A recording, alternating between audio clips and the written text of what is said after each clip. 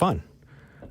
Okay, let's. Oh dear. Sweet. Oh boy. Okay, before we get to that, let's go to Rudy in Indiana. Yes. Rudy, you're talking to How's Eric it going, and Jen. guys. What's up? What's up? Happy Sunday to you. Happy Sunday to you too. Thank you. whoop. Thank you. Thank you. Great energy from this call. I like this. I think I need For to sure. caffeinate Yeah. a little bit. Yes. I've been waiting on hold for 25 minutes. I'm ready to rock and roll. This All is. I right. love this. I What- love the energy. Let's keep this going. What do you want to talk about? So like I was telling the other guy, basically, like, so I'm a Christian, right? And I mean, I just want to have a civil discussion as why I should, not believe in the Lord or not believe in the Christianity or not believe in religion versus being an atheist. Why should I choose to be an atheist versus choosing to be a believer of the Lord?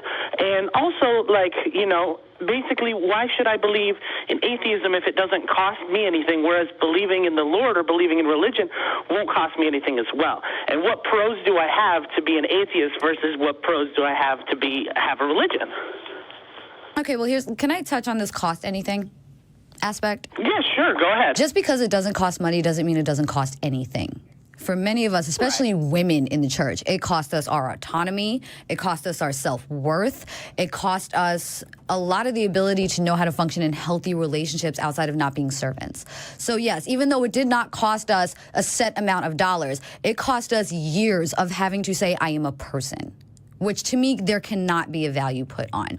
It costs years of children saying, I have to completely obey my parents and being afraid to question authority and set boundaries and stand up for themselves. So yes, there is a cost when it comes to believing for mostly what we would consider minority groups.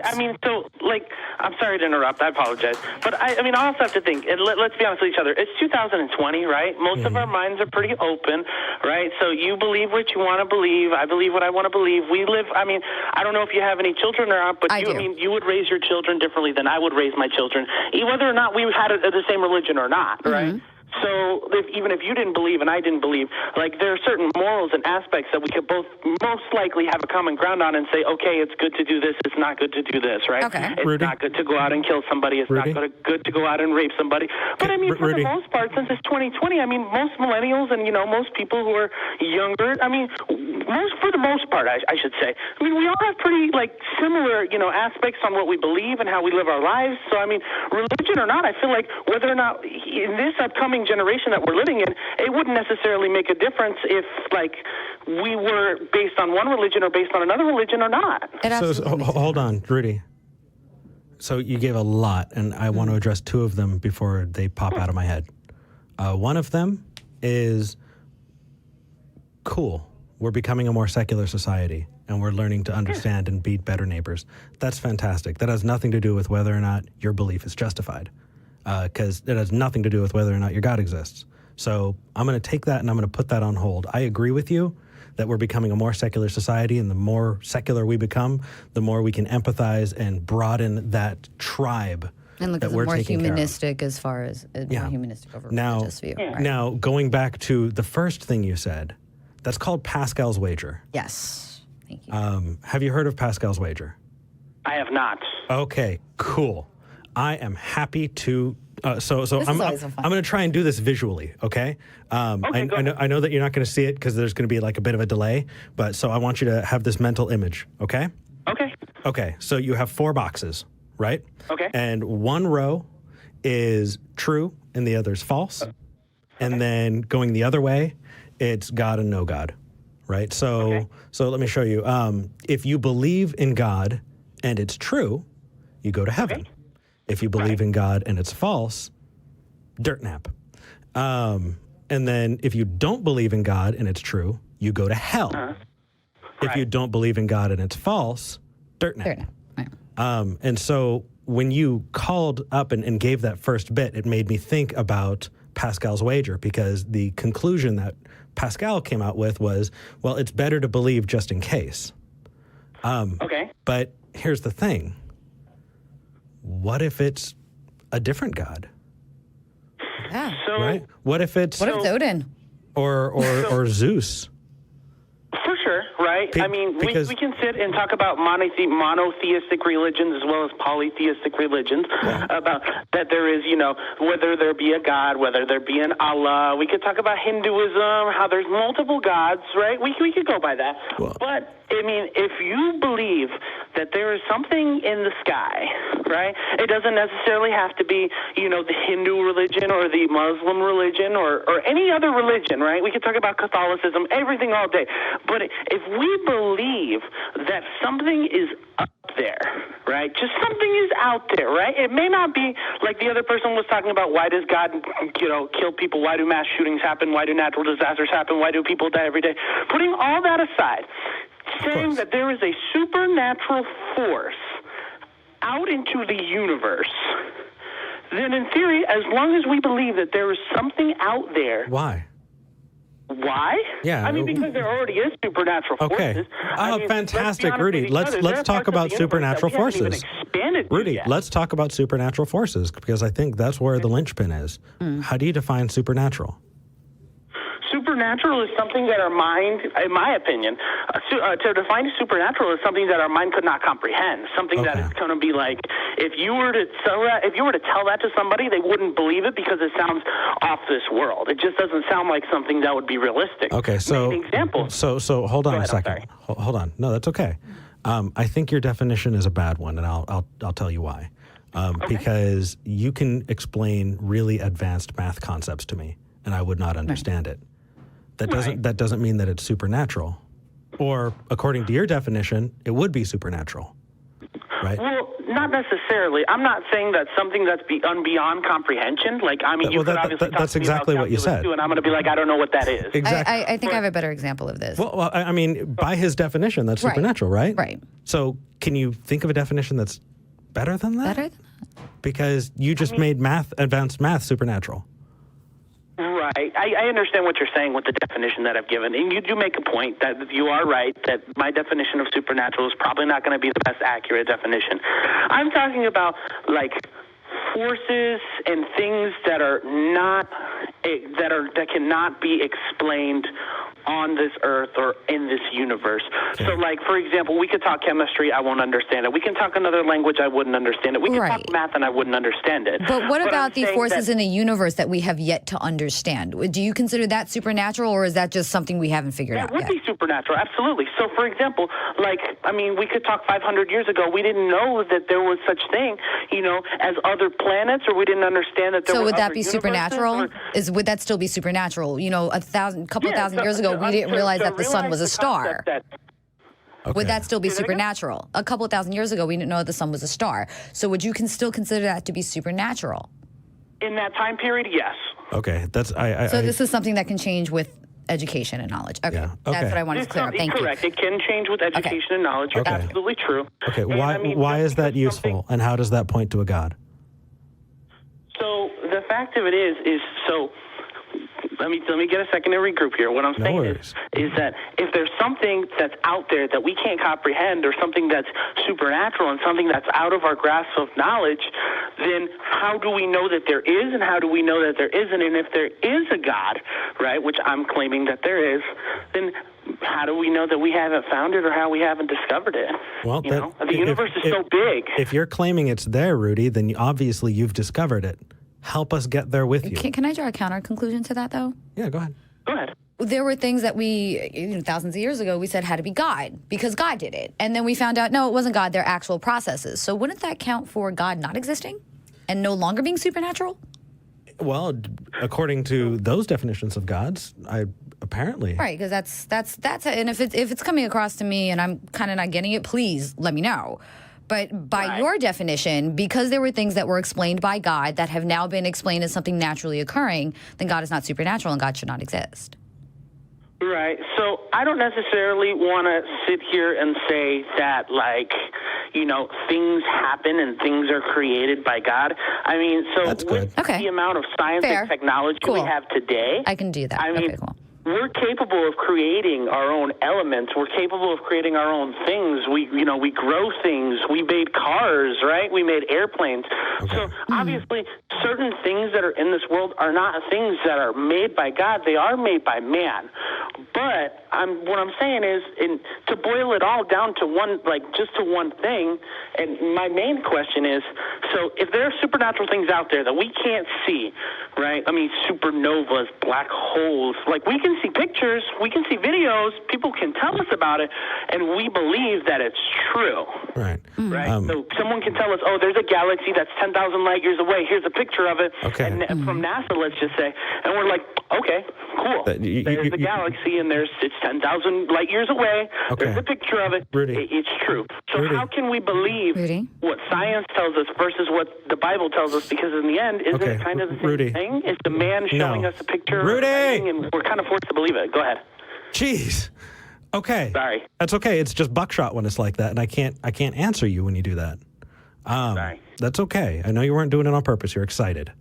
So let's cut down a couple of those things.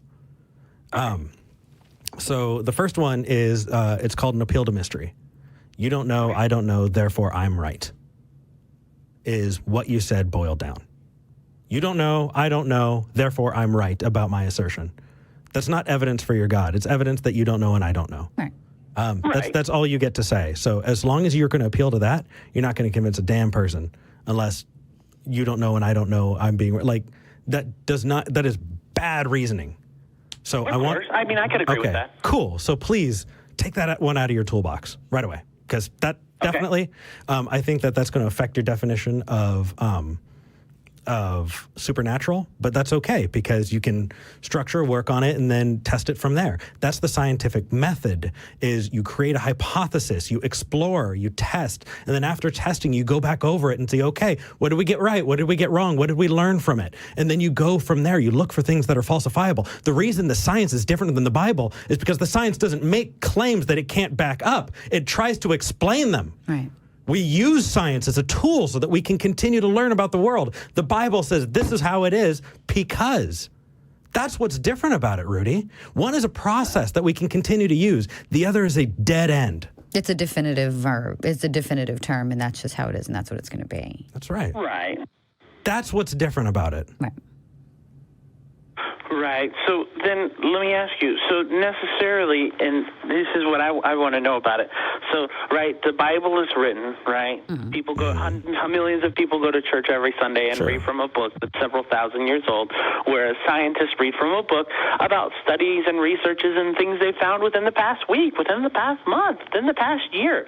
But that's not to say, and this is just me saying, but there's no reason to say that everything that you read in the Bible necessarily has to be set in stone. Now, let me elaborate, okay?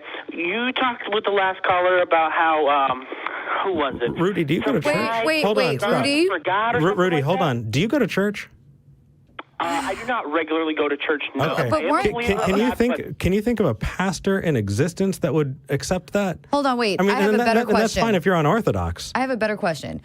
Can you remember a story in the Bible where things were actually written in stone and on stone? No. No. I'm not obviously not going to lie to you because I want to tell you nothing but the truth. I don't want to come across as a liar. Yeah, absolutely. Right. And Okay. I love No. that. Yeah. That's why I asked. Just what I know. You know what I mean? Yeah. If you're saying everything's up to interpretation and Right. I can make it flex, then what you're saying is I can't test it, and Right. I can't accept that. I can't accept that. I'm not going to accept. Hey, Eric, you should totally drink what's in this mug. Trust me, it's great. Right? What's your reason for it? Well, right? Because that's what you're saying at that point is it's flexible. No, it's not flexible. Even science is Science is flexible not. You keep bringing up science Right. as if it's this monolith. It's a method. It's a method that is ever changing. Right. However, I've never seen the Bible or any biblical texts that have turned around and said they're ever changing. And in fact, the 10 commandments to live by were written in stone. Right. And could not be changed. And this is what you have to live by, or you're going to whatever your version of hell is. And For sure. So again, you're specifically saying that we agree now that science is a method, right? Science is a method, correct. Okay. So Hold on. Let me ask you this. Rudy, Even the Big Bang. Rudy, please. What? Please let me finish. I'm sorry. I want to finish the statement at some point. And Eric has given you the space to finish your statement, so let's allow her to finish. I'm sorry. That's okay. This is charitable listening. That's what you do. You expect the best out of the other person because they're way more likely to live up to it. For sure. Rudy, I keep going back to this. I'm sorry, let me take a drink of water really quick. I keep going back to this because I want to show you why you're using a bad tool. Another one. And the bad tool that you're using is you're comparing two unlike things to prove one of them. You're comparing science and the Bible, right? So let's just break this down to the simplest we can. Let's say you're absolutely right about any claim that you make on science. Does that influence the truth value of the Bible? Okay, so then please throw that out, because any claim that you make about science does not back up the truth value of the Bible unless you're testing the Bible. Right. And you have to do that with science. But regardless, it's a false equivocation that doesn't get you anywhere. So even if we were to grant it, you agree it doesn't work. So pull that tool as well. Yeah. Maybe you can come up with more and call in again and use different reasoning, and we can try and sharpen those tools so that you can have the best understanding of this universe as possible. We're trying to do that to each other. Take that tool out. It's a false equivocation. It doesn't work. Okay. Cool. I understand. So, awesome. I have one last question. What's up? My last question is why should I be an atheist versus why should I be a Christian?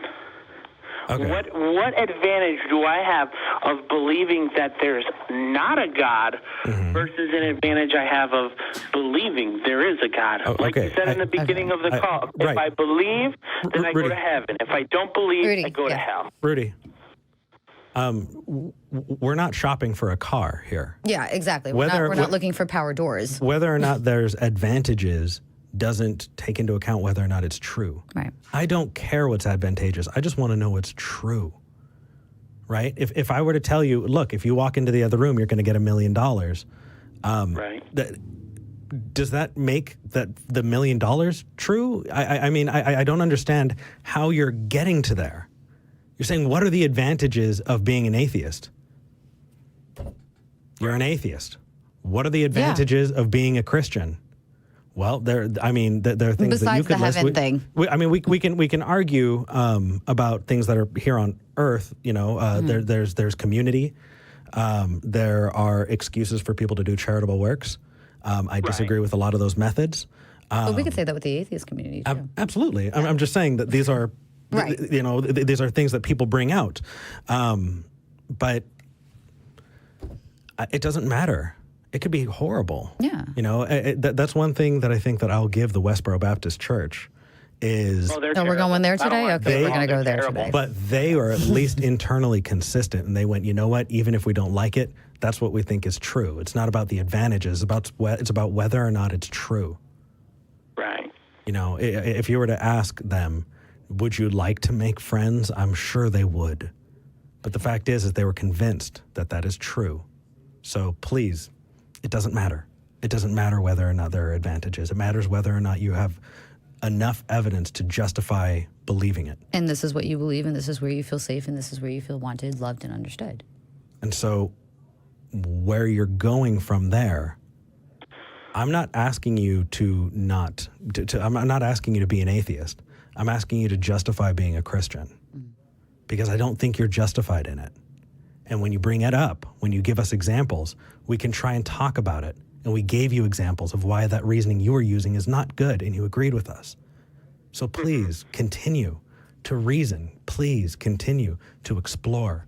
And the more you do, I think the more you can bring back and we can talk about it. I am convinced at this point that the evidence that I've been presented for various gods has been lacking. I don't see sufficient reason to accept the God claim. I don't see sufficient reason to believe I'm a lesser being.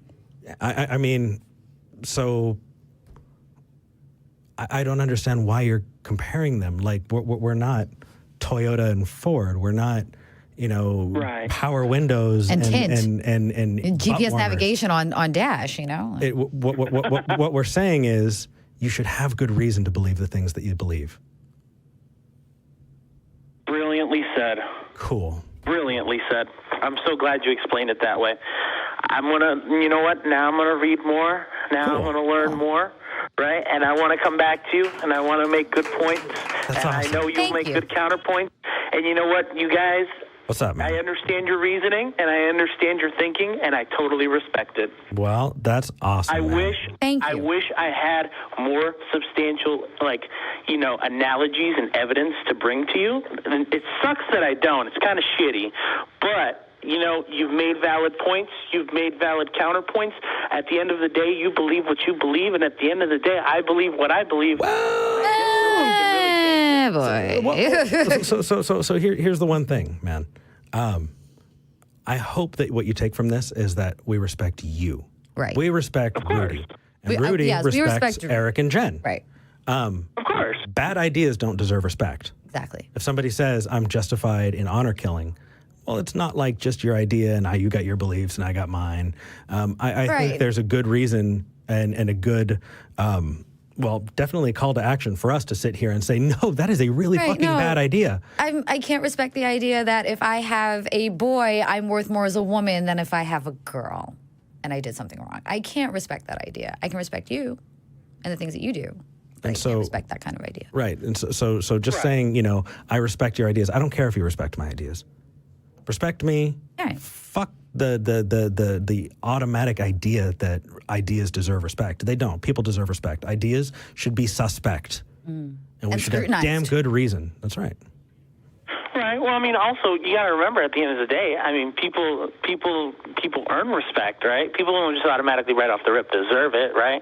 Think about it. If a guy came on your show and immediately started dropping F-bombs and saying, well, F this, F that, F you, he doesn't deserve respect. Well, actually, his I'd ideas respect don't that, deserve but- respect. His ideas don't deserve respect. But I'm talking about basic human decency, right? If somebody called of in course. and said, F that, F you, F this, F that, and we can say fuck on the show. Yes, we can. And it can be pretty fucking nice. That said, I am not justified in being an asshole to them because they did it. Right. Because that says everything about me. Right. They still get respect from me because I'm not going to lower myself to being an asshole because they were an asshole.